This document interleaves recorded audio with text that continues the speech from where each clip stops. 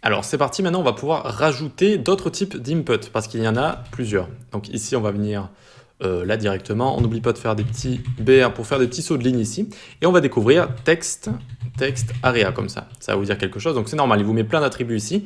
Regardez, dès que je l'ai écrit, hop, on a notre texte area qui est juste ici ou ici on peut écrire, j'écris mon message, vous voyez, donc c'est pour écrire des messages un petit peu plus grands. Qu'est-ce qu'on a ici? Alors on a le name c'est le libellé, vous savez, du message que va recevoir le backend. Donc là, par exemple, je peux mettre un message comme ça, tout simplement dans mon backend, je vais voir un message arriver avec un grand message et donc je vais savoir que c'est mon message. L'ID pour le lier à un label si on veut, alors là on va pas mettre de label mais on aurait pu faire un label juste au-dessus.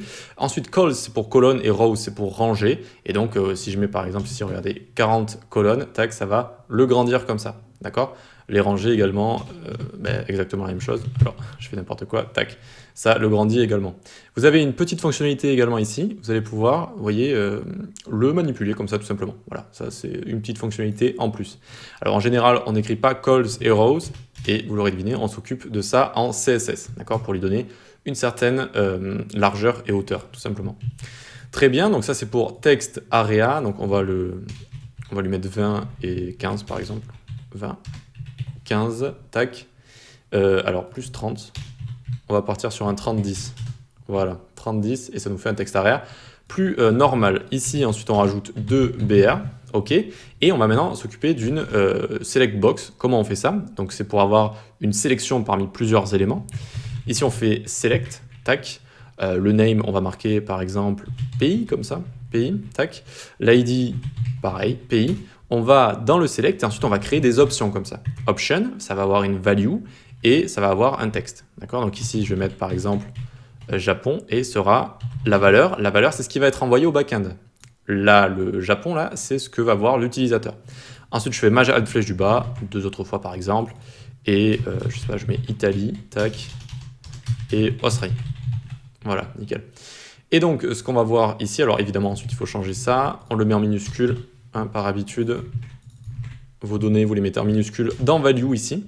Et donc, on va pouvoir choisir, donc c'est une select box. Alors, on est juste en HTML, hein, donc c'est normal si ça ressemble pas trop à grand chose. Enfin, on peut quand même voir ce que c'est comme formulaire, mais c'est normal que ce soit pas très joli. On peut arranger tout ça en CSS, évidemment.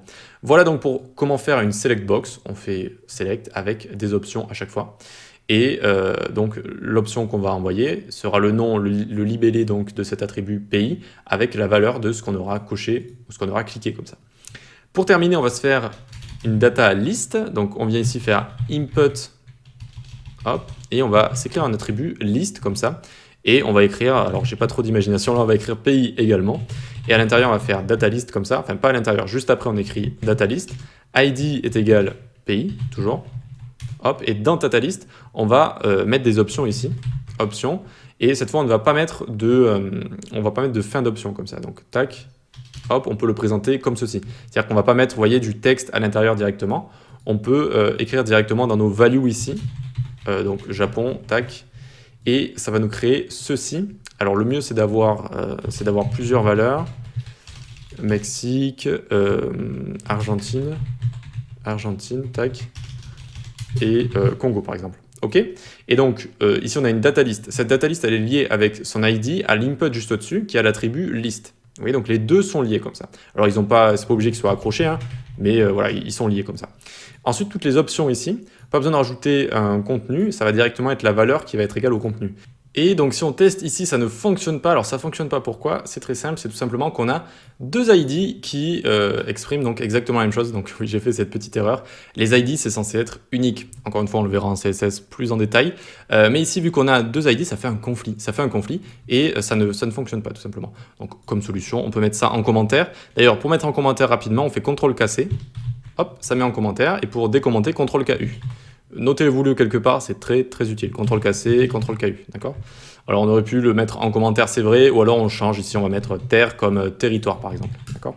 Voilà. Et donc là, ça va fonctionner, regardez, ça nous fait une sorte de search list où on va pouvoir rechercher un peu comme dans une barre de recherche de navigateur. Et donc par exemple, si en plus j'écris J, ça va ça fait une recherche intelligente. Vous voyez que c'est assez intéressant. Si je mets C, ça met Congo. Si je mets M, ça met Mexique. Voilà, donc c'est assez intéressant. Ça s'appelle une data list. C'est sorti assez récemment, si je dis pas de bêtises. Et ça nous permet donc de faire des listes assez sympathiques comme ça. Allez, c'est tout pour les formulaires comme ça en HTML pur. On y reviendra en CSS pour les rendre beaucoup plus stylés. Et on y reviendra en JavaScript pour les rendre plus sécurisés. Allez, on passe à la suite.